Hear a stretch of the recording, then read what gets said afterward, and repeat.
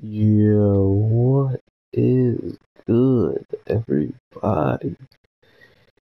Please, let's just talk about the GOAT, Levi, this week, and just why he is the way he is was pretty much explained to us quite quickly.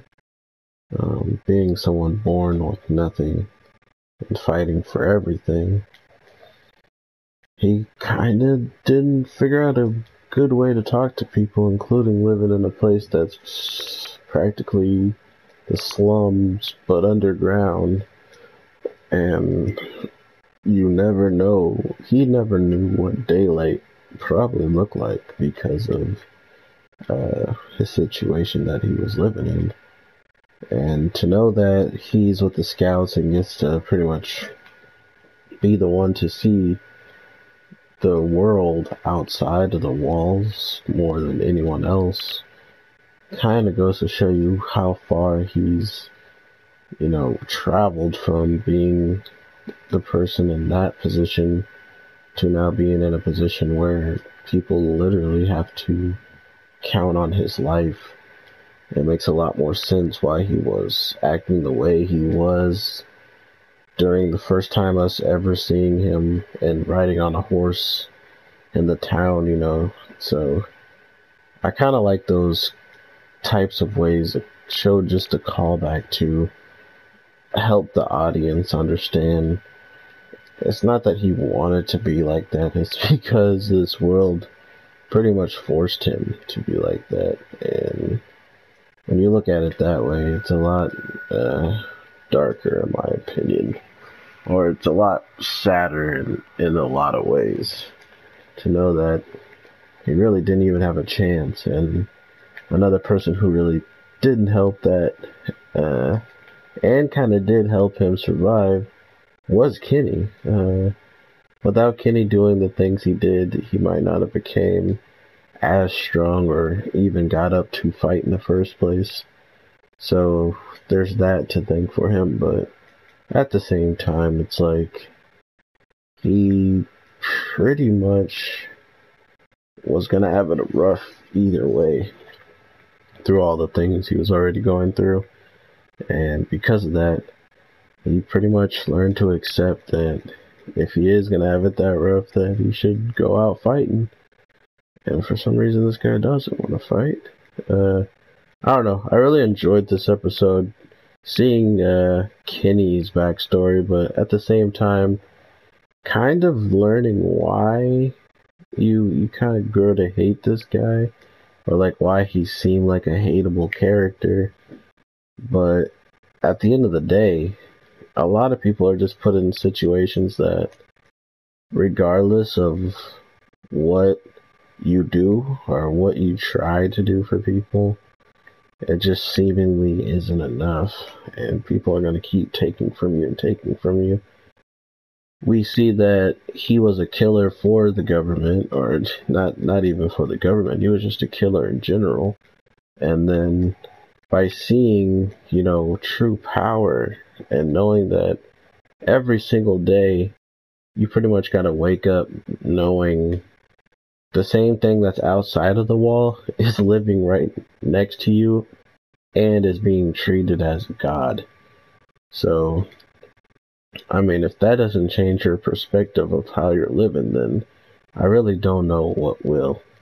And I thought that was a really cool way to show perspective of how much power he had of taking people's life and how powerful he felt. Then for him to utterly feel powerless put a huge perspective in his mind of just what it's going to feel like if anybody was going against him and he couldn't see from their perspective why they're so scared, or why they're so worried about other people when he only cared about himself. And Levi kind of became that one thing he started to care about, seeing how his sister was living a rather sad life in a way, where seemingly the only way she could live and make good on what she was doing was to and sell herself, so to speak. And I thought that was pretty. I thought that was pretty sad. Speaking of the devil, Levi himself. So his mom was doing that, and come to find out, she was just people. The guy who was, the ringleader of it all. He's like, oh yeah, she's just sick. She's sick. She hasn't made me money in like weeks. That sick girl, and she's literally in her deathbed already, dead. And Levi is just there, has to watch, or he's already experienced the death a while back, and he's just there to pretty much tell Kenny that she's dead. And that kind of is the breaching gap of Kenny understanding that his sister just passed, and the one thing that she had, or the one thing left of her, was pretty much just this kid. And I don't know, that it was pretty dark to see that Kenny really understood just what could possibly happen if he went as far to let's say Kenny took the serum and he became one of the dumb Titans. Sure, his body would have been okay and he would have regenerated and stuff, but the only way he could start to remember who he was or to even experience life again would mean that he needed to eat someone that can Titan shift. Hence why, if Historia took the serum, she would have been a mindless Titan. But thanks to Aaron being there, she would have been able to transform back into a human, because there's one person that is that same predicament, which I thought was actually pretty ridiculously crazy in my opinion. That was pretty much what was happening amongst the people who we didn't even know were the true heirs and stuff. To know that they're just pretty much sacrificing each other to make sure that this power kept going forward and forward. We get to meet someone that knows of the Ackerman, which, the person that converted Kenny, and that person passing it down to another, and then seeing Kenny seeing all of it. He easily knew that he could even inject himself the wrong way and become a messed up Titan like the one that happened. So giving that serum to Levi, it can pretty much turn anyone who's in grave danger into a Titan. And if they have someone who can Titan shift that they're willing to get rid of, or imagine someone like Mikasa or Jean or something eating a different person while they're a Titan, and them becoming another weapon for humanity. That's pretty much what was given to Levi this week's episode, with Kenny passing. And then we cut over to a scene of Reiner completely just destroyed and utterly defeated, which supposedly, I think they're trying to tell us that the reason why he looks this way is actually because of what happened between Aaron and everybody escaping, I thought. But it could have been that the Beast Titan pretty much beat the living crap out of them, or one of the walls.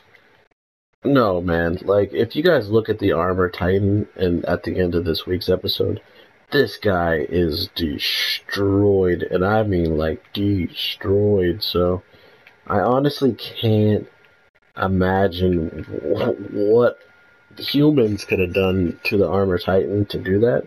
So, and the girl who pretty much left Historia wasn't shown, and we know that she left to go help them during the fight with all those other Titans. And I'm just curious to understand the Beast Titan says, and the guy who is the Beast Titan came out, so we got a reveal on him finally, and this man is ripped out of his mind. But we kind of get a word from him saying that they won, and that they pretty much, can worry about saving Annie later. Like, they got what they wanted for right now in position or something. And once they continue to do whatever they're doing, then they'll go and save Annie. Which, at least saving Annie is a priority for them, which is kind of nice. But to see the Armored Titan that beat up was actually, like, scary, bro, to know that maybe the Beast Titan can do that much damage to someone's armor. If not, normal Titans, after beating up on him for so long, could have done that much damage. I'm not really sure where they're going with that, but just knowing that we're going to see more and more of these Beast Titan, the hairy Beast Titan now, and we'll probably see a lot more of characters who we thought were done for a bit, but this episode shedding some light on them. Hopefully we get a little bit more of where they're going to fit in, or where they're even going to try to take over, or whatever they're going. Because we honestly don't know at this point, in my opinion. They could be up to anything, and if I was a guessing man, they're probably pushing on the walls overall to get Annie, but if Annie's not their main mission, what is? We still don't have that as an information too. So knowing that Attack on Titan is season 3 is on episode 10 already, I'm very hopeful that we're getting like a 25 episode season. And if that is the case, they can really maybe flesh out the Beast Titan as well as Rainer and even the Colossal Titan, as into where did all this planning come from? When did all this happen? Like, why are they the ones doing it? How did they get their powers? Stuff like that. Or were they, like, born with it, which would be weird. So, let me know what you guys are feeling with these crazy reveals and seeing the Beast Titan outside of the actual Beast form for the first time. How do you guys feel about that? Do you guys think he looks absolutely dope, kind of? Or were you kind of like, he should have been hairy, and that's where the hair comes from for the Beast Titan? Me personally, I like the design, but at the same time, I don't think we know much about him. Like, as far as I know, he's just doing whatever he wants to do, and he sent Reiner and probably the Colossal Titan, seeing how he is much more experienced than both of them, seemingly, so, and can control, he had like armies of different Titans that were moving with just him pretty much helping them or something along those lines. So we don't really know how powerful the Beast Titan is yet, in my opinion, and I think we're about to find out very soon, if we're lucky. But yeah, everybody, with that, I will leave it at that. I can't wait to see more of this. I will be dropping more content as soon as possible, so make sure you sub and hit that notification bell if you do enjoy the content, and expect to hear more from me on the daily if I really can, because it's kind of hard to get out content sometimes when I'm trying to watch every single thing that's out and then get it out to you guys, because I still got to watch like 4 shows before I even get to making the video of one sometimes. So I got to figure out a better schedule, but that's on me, and I'll try to figure that out real quick and get this channel on the move. So thank you for the views and the subscribes, and I will talk to you guys in the next one. Alright, take care.